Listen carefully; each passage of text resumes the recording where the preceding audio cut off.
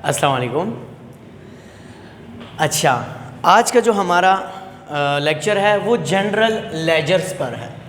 General कहते हैं आम और लेजर्स कहते हैं खाते को, ठीक है। अच्छा, अब यहाँ पर हमारे पास आम खाता आ गया। जनरल लेजर को टी अकाउंट भी कहा जाता है और टी स्केलेटन भी कहा जाता है। टी अकाउंट इसलिए कहा जाता है क्योंकि ये टी शेप में है, और टी स्केलेटन इसलिए कहा जाता है क्योंकि इसका खाता हमारे पास टी शेप में बना हुआ है। अब आप लोग इस लेक्चर को प्रॉपर तरीके से स्टार्ट से लेके एंड तक समझेंगे तो तब आप लोगों को पता चलेगा कि जनरल लेजर्स हम क्यों बनाते हैं, इसका मेन मकसद क्या है। क्लियर? अच्छा, देखिए हमारे पास पूरे महीने की ये जर्नल की एंट्रीज बनी हुई हैं। आप लोगों को मैंने अकाउंटिंग की डेफिनेशन में समझाया था कि द आर्ट ऑफ रिकॉर्डिंग, हम लोग सबसे पहले रिकॉर्डिंग का काम करते हैं। रिकॉर्डिंग हम लोगों ने जर्नल की, यानी कि रोज़मर्रा लेन देन का काम रिकॉर्ड कर दिया। ये तो मैं आप लोगों को पिछले लेक्चर्स में समझा चुका था। तो मेन जो क्या है, वैसे मैं आप लोगों को लेजर्स भी पिछले लेक्चर में समझा चुका हूँ, लेकिन उसमें फिर भी बच्चों को थोड़ा बहुत क्लियर नहीं हो रहा। तो आज आप लोगों को ज़रा लेजर प्रॉपर तरीके से क्लियर करवा दूँ कि लेजर्स प्रॉपर तरीके से हल कैसे किए जाते हैं। तो हमारे पास पूरे महीने के ट्रांजेक्शन्स के जर्नल बने हुए हैं। अब हमने क्या करना है, इनके लेजर्स बनाने। आप लोग क्या करेंगे, पहले कंपनी का नाम लिखेंगे, फिर इसके बाद जनरल लेजर्स लिखेंगे, उसके बाद फिर आप लोग टी शेप बना लेंगे। इसको टी अकाउंट भी कहते हैं। क्लियर?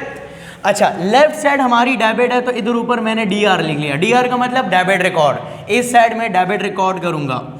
और राइट साइड में सी आर लिखा, सी आर का मतलब है क्रेडिट रिकॉर्ड। इस साइड हम जो क्रेडिट का काम हुआ है वो क्रेडिट रिकॉर्ड करेंगे। क्लियर? अब देखें हमारे पास यहाँ पर भी ईयर मंथ शो कर दिया गया और उस साइड भी ईयर मंथ शो कर दिया गया। यहाँ तक आप लोग बनाने के बाद फिर आप लोग आएंगे जनरल जर्नल में। देखिए हमारे पास जनरल जर्नल में पहला जिक्र, पहली एंट्री में पहला जिक्र किसका आ रहा है, कैश का आ रहा है। अच्छा, यहाँ पर आप लोगों के ऊपर डिपेंड करता है, क्योंकि आप लोगों ने लेजर्स तो सबके बनाने हैं। आप लोग किसी को भी उठा के यहाँ बना सकते हैं, लेकिन आप लोग बिल तरतीब चलेंगे तो आप लोगों के लिए आसानी होगी। क्लियर? तो हमारे पास पहला जिक्र कैश का आ रहा है, तो हम लोग पहला लेजर कैश का बनाएंगे। मैंने कैश लिख लिया कि मैं पहला लेजर कैश का बना रहा हूँ। क्लियर?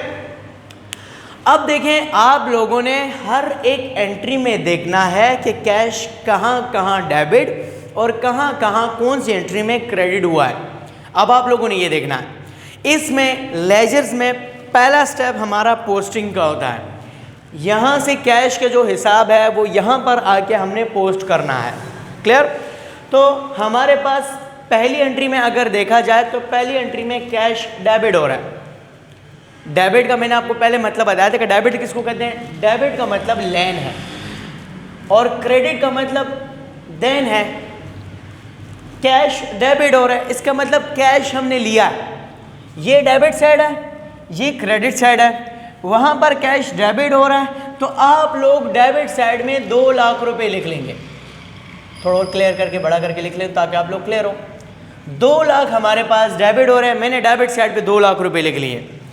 अब देखें हमने 2 लाख रुपए तो लिख लिए, लेकिन हम लोग यहाँ पर अगर नाम नहीं लिखेंगे तो हमें पता नहीं चलेगा कि ये 2 लाख रुपए कहाँ से आए हैं। तो आप लोगों ने बाकायदा बताना है कि ये 2 लाख कहाँ से आए, कौन लेकर आया है, जिसकी वजह से हमारे पास कैश डेबिट हुआ है उसका नाम लिखेंगे। तो हमारे पास कैश फर्स्ट एंट्री में डेबिट किसकी वजह से हो रहा है, कैपिटल लेकर आया था ना, कैपिटल की वजह से हो रहा है। तो यहाँ पर फर्स्ट डेट लिखेंगे और साथ में कैपिटल लिख लेंगे कि कैश डेबिट हो रहा है कैपिटल की वजह से 2 लाख रुपए। उम्मीद है कि पहली एंट्री आप लोग क्लियर हो गई होगी कि कैश हमारे पास डेबिट हुआ है और किसकी वजह से, वो वजह हमने लिख ली। अब दूसरी एंट्री में भी कैश का जिक्र हुआ है। दूसरी एंट्री में कैश क्या हो रहा है, दूसरी एंट्री में हमारे पास कैश क्रेडिट हो रहा है। कितने अमाउंट से क्रेडिट हो रहा है, 20,000 रुपये से क्रेडिट हो रहा है। अच्छा, आप लोग जिस चीज़ का लेजर बनाओगे उसी के सामने देखेंगे अमाउंट कितनी है। देखिए हम कैश का लेजर बना रहे हैं, कैश के सामने अमाउंट कितनी लिखी है, 20,000 है। तो हमारे पास कैश 20,000 रुपये से क्रेडिट हो रहा है।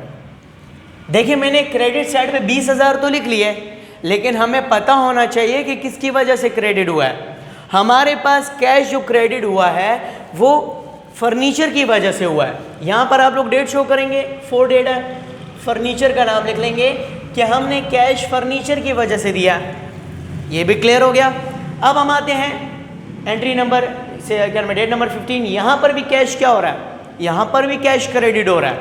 कितने अमाउंट से क्रेडिट हो रहा है, 1 लाख रुपए से क्रेडिट हो रहा है। तो क्रेडिट साइड पे हम लोग 1 लाख रुपए लिख लेंगे, 1 लाख लिख लिए। अब किसकी वजह से हो रहा है, बैंक की वजह से। तो यहाँ पर हम लोग बैंक लिख लेंगे, क्या बैंक की वजह से 1 लाख रुपए क्रेडिट हुए 15 डेट को। इसके बाद 20 डेट को हमारे पास कैश का कोई जिक्र नहीं हुआ, क्लियर। इसके बाद 20 डेट को तो नहीं हुआ, फिर इसके बाद 25 डेट को देखा, कैश हमारे पास फिर से क्रेडिट हो रहा है। कितने अमाउंट से, 30,000 रुपये से। तो बेटा 30,000 हम लोग क्रेडिट साइड में लिख लेंगे। अब ये 30,000 रुपये कैश क्रेडिट हो रहा है, किसकी वजह से, किसकी वजह से आपने दिए हैं, परचेजेस की वजह से। तो आप लोग यहाँ पर परचेजेस लिख लेंगे। डेट क्या हमारे पास, 25। ये कर लीजिए, हम लोगों ने पोस्टिंग कर ली, यानी कि यहाँ से हमने कैश का खाता उठाया, यहाँ पर आके हमने पोस्ट कर दिया। अब आप लोग ज़रा मुझे ये बताएं, आप लोगों ने कैश यहाँ पर सब कुछ मिक्सअप लिखा था, यहाँ पर आप लोग हिसाब नहीं बता पा रहे थे, क्यों, क्योंकि सब कुछ मिक्सअप लिखा हुआ है। लेकिन यहाँ पर आप लोग बाकायदा बता रहे हैं। देखें, कैश हमने 2 लाख लिया है कैपिटल की वजह से। अब देखें क्लियर हो रहा है, कैश हमने 4 तारीख को दिया है 20,000, किसकी वजह से, फर्नीचर की वजह से। फिर कैश हमने 1 लाख दिया बैंक की वजह से 15 तारीख को। फिर हमने कैश दिया है 25 तारीख को 30,000, किसकी वजह से, परचेजेस की वजह से। तो कैश हमने जिसकी वजह से लिया था वो इस साइड लिख लिया, और जिन जिन चीज़ों की वजह से हमने कैश दिया था उनके नाम लिख लिए और वो अमाउंट लिख लिए। तो यहाँ पर हमें बाकायदा बिल्कुल क्लियर पता चल रहा है कि पूरे महीने में हमने कितने कितने कैश किसकी वजह से लिए हैं और किस किस चीज़ों की वजह से दिए हैं। ये तो उम्मीद है कि आप लोग क्लियर हो गया। अब हमने कैलकुलेशन करनी है कि हमारे पास कितना कैश आया है और कितना कैश गया है। हमारे पास डेबिट साइड, ये डेबिट साइड है, इस साइड को जमा करेंगे तो यहाँ ऊपर आप लोग लिख लेंगे डेबिट साइड पे हमारे पास टोटल 2 लाख रुपए पड़े हैं। इसका मतलब 2 लाख रुपए हमने लिए और पूरे महीने में हमने कितने पैसे दिए हैं, इन सबको सम करेंगे, टोटल आ रहा है 1.5 लाख रुपए, 1,50,000 रुपीज़ आ रहे हैं। हमने 1,50,000 रुपीज़ दिए हैं, 2 लाख लिए हैं, 1.5 लाख दिए हैं। इससे हमें पता चला कि पूरे महीने में हमारे पास 2 लाख रुपए आए हैं और 1.5 लाख रुपए गए हैं। डेबिट का मतलब लेन है, क्रेडिट का मतलब देन है। लिए 2 लाख हैं, दिए 1.5 लाख हैं। यहाँ तक क्लियर हो गया। अब हमने प्रॉपर तरीके से बैलेंसिंग करके इसको रूल ऑफ करना है ताकि हमें पता चल जाए कि हमने कितने लेकर कितने दे दिए और हमारे पास बकाया कितना बच गया। तो हमेशा याद रखना है लेजर किसका बन रहा है, कैश का बन रहा है, ठीक है। आप लोगों ने करना क्या है बच्चे, यहाँ पर कंफ्यूज हो जाते हैं कि अब हम लोगों ने करना क्या है। तो आप लोगों ने बिल्कुल कॉमन सेंस यूज़ करना है। बड़ी रकम में से छोटी रकम को माइनस करके बकाया छोटी रकम के नीचे लिखना है। हमारे पास 2 लाख रुपए हैं, उस साइड 1.5 लाख है, उस साइड छोटी रकम है, इस साइड बड़ी रकम है। अगर उस साइड बड़ी होती तो इस साइड फिर वही प्रॉपर कैलकुलेशन होती। तो हमारे पास 2 लाख है, 2 लाख में से 2 लाख तक ही खर्च कर सकते, इससे ज़्यादा नहीं कर सकते, लेकिन हमने 1.5 लाख खर्च किए हैं। तो बड़ी रकम में से छोटी रकम को माइनस करके बकाया छोटी रकम के नीचे लिखेंगे। 2 लाख में से 1.5 लाख गए, बकाया कितना बच गया, 50,000। 50,000 आप लोग यहाँ क्रेडिट साइड पे आपने छोटी रकम के नीचे लिख लिए, यहाँ पर लिख लेंगे जुलाई 31 बैलेंस CF। CF का मतलब कैरिड फॉरवर्ड। हमने ये बताया कि 2 लाख में से हमने 1.5 लाख रुपए खर्च किए हैं, बकाया हमारे पास 50,000 रह गए हैं। अच्छा, ये जो 50,000 रुपये बकाया बच गए हैं महीने के एंड में, अब हम इस महीने के एंड में अब इसको यूज़ तो नहीं कर सकते ना, तो हमने इसके साथ लिख लिया बैलेंस का मतलब बकाया, कैरिड फॉरवर्ड का मतलब आगे फॉरवर्ड कर देना। यानी कि हमने लिखा कि ये जो 50,000 है हमारे पास इस महीने में और गुंजाइश नहीं है, हम इसको आगे फॉरवर्ड कर रहे हैं, हम इसको अगले महीने में चलाएंगे। ये करने के बाद अब आपने करना क्या है, दोनों साइड को प्लस करके रूल ऑफ करना है। रूल ऑफ करना है कैसे, देखें ये खर्चा है और ये बकाया है, ये हमारे खर्चात थे ना, क्योंकि हमने दिए थे पैसे, और ये बकाया बच गया।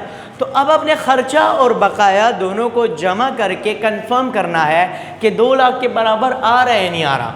तो आप लोगों ने क्या किया, इन सब को सम करें तो 1.5 लाख आ रहा है, और 50,000 इसमें जमा कर दे तो कितने हो गए, टोटल 2 लाख हो गए।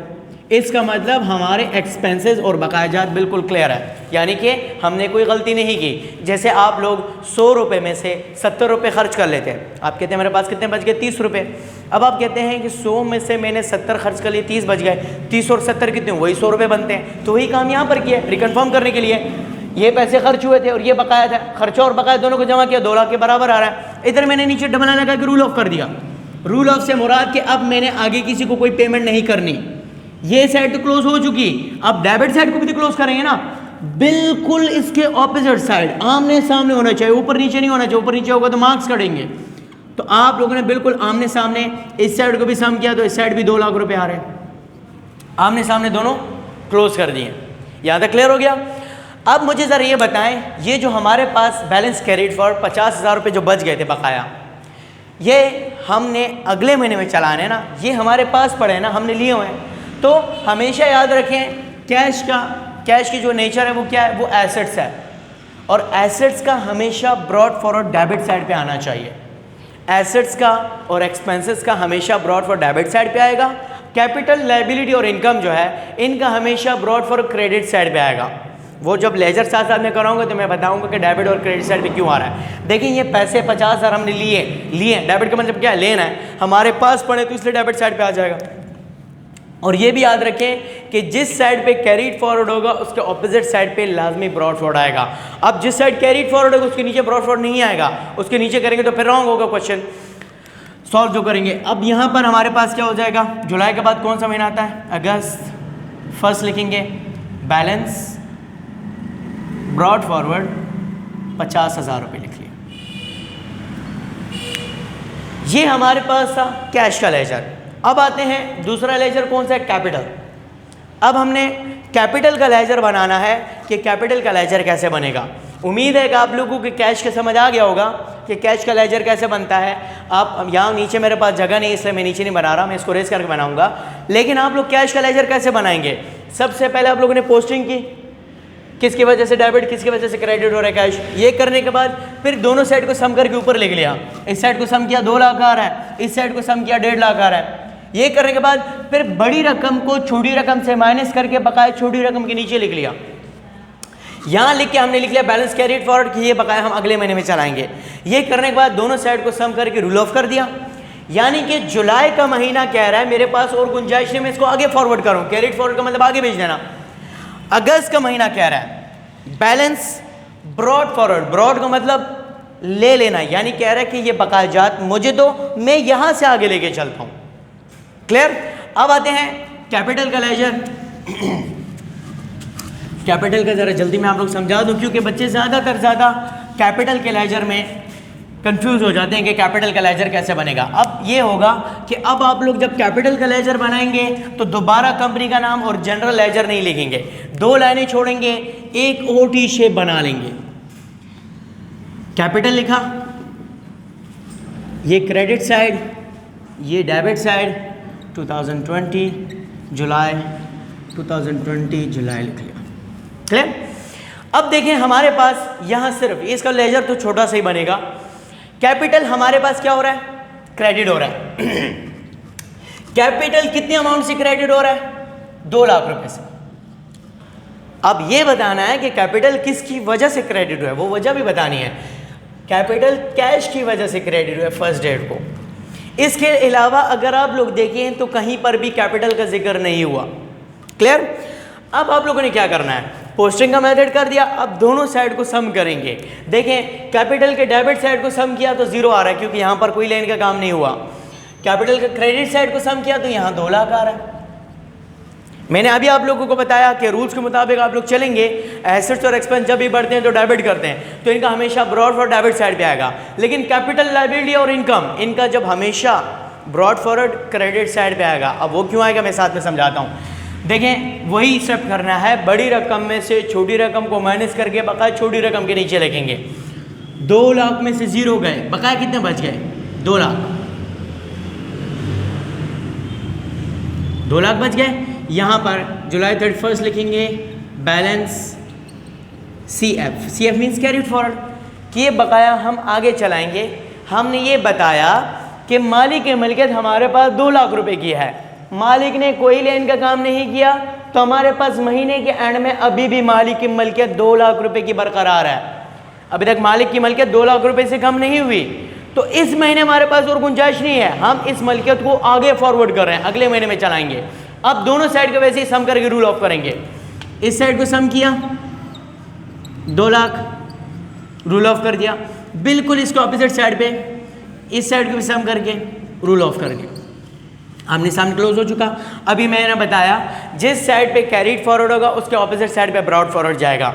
इस साइड कैरीड फॉरवर्ड है, अगस्त फर्स्ट लिखेंगे balance brought forward 2 lakh rupees लिख लिए, यानी कि जुलाई का महीना कह रहा है मेरे पास और गुंजाइश नहीं, मैं इसको आगे फॉरवर्ड कर रहा हूँ।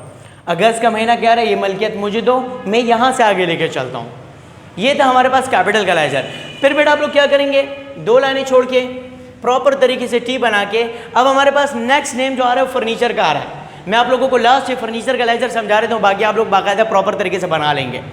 फर्नीचर का मैं इसलिए बना रहा हूँ ताकि आप लोग क्लियर हो जाए, क्योंकि 2 लेजर हमेशा मैं समझा रहता हूँ वो क्लियर नहीं होता, बच्चे कहते हैं आगे लेजर कैसे बनाएंगे, क्या होगा क्या नहीं होगा। तो मैं फर्नीचर का भी साथ में बना रहा हूँ, क्योंकि कैश और कैपिटल का तो मैं बना के दे चुका हूँ। अब इसके बाद नेक्स्ट नेम क्या आ रहा है, फर्नीचर का आ रहा है, तो आप लोग यहाँ पर फर्नीचर का नेम लिख लेंगे। फर्नीचर लिखा, क्रेडिट डेबिट 2020 जुलाई 2020 जुलाई लिख लिया, क्लियर। अब हमने बताना है, देखें फर्स्ट एंट्री में तो फर्नीचर का जिक्र ही नहीं हुआ, दूसरी एंट्री में फर्नीचर क्या हो रहा है, फर्नीचर 20,000 रुपये से डेबिट हो रहा है। किसकी वजह से, कैश की वजह से, 4 तारीख को, क्लियर। इसके बाद 20 तारीख को फर्नीचर क्या हो रहा है, फर्नीचर क्रेडिट हो रहा है 10,000 रुपये से, किसकी वजह से, बैंक की वजह से, 20 तारीख है। इसके बाद और देखें तो कहीं पर भी फर्नीचर का जिक्र नहीं हुआ, पोस्टिंग कर चुके हैं। अब वही मेथड है, दोनों को सम करके ऊपर लिखेंगे। इस साइड को सम किया कितना आ रहा है 20,000, और इस साइड को सम किया तो 10,000 आ रहा है। बड़ी रकम में से छोटी रकम को माइनस करके बकाया छोटी रकम के नीचे लिखेंगे। 20,000 में से 10,000 गए, बकाया कितने बच गए, वही 10,000 बच गए। इसके सामने लिखेंगे balance carried forward, carried forward लिख लिया। अब हमने क्या करना है, अब हमने सम करके नीचे इसको रूल ऑफ करना है। सम किया 20,000, रूल ऑफ कर दिया, बिल्कुल इसको ऑपोजिट साइड पे आएंगे, इस साइड को भी रूल ऑफ कर दिया, आमने सामने क्लोज हो चुका। अब इसको ऑपोजिट देखिए, फर्नीचर की नेचर क्या, एसेट्स है, और एसेट्स का हमेशा ब्रॉड फॉरवर्ड किस साइड पे आता है, डेबिट साइड पे, तो इस साइड कैरीड फॉरवर्ड है, इस तरफ आ जाएगा अगस्त फर्स्ट बैलेंस ब्रॉड फॉरवर्ड 10,000 रुपये। उम्मीद है कि आप लोगों को लेजर समझ आ गए होंगे, तो इंशाल्लाह फिर नेक्स्ट लेक्चर में मिलेंगे नेक्स्ट टॉपिक समझाने के लिए। तब तक के लिए इजाज़त चाहता हूँ। ओके, अल्लाह हाफिज़।